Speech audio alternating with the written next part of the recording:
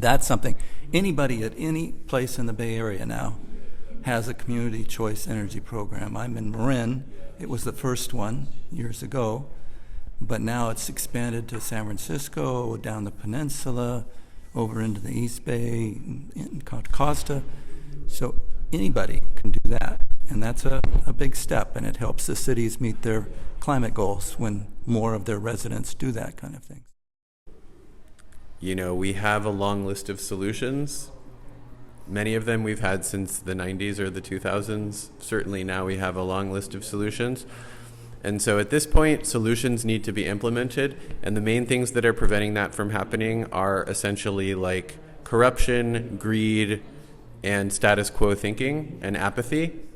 And so to change those things, all four of them really require like engagement in the world around you and in the political system.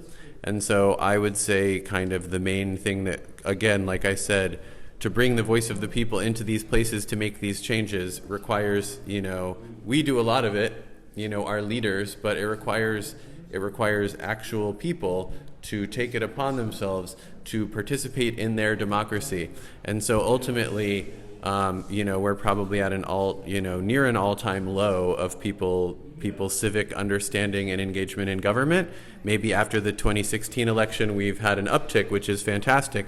But I think that the number 1, 2, and 3 thing that I would urge people to do is kind of carve out some time, you know, instead of just being an employee or a student, you know, carve out some time to be like a citizen or at least an active member of your community. Citizen is a fraught word, but an active member of your community, because ultimately, unless the people who represent you are hearing from you about what you want and what they've done that you didn't like, they aren't just going to change just because of a report that someone wrote.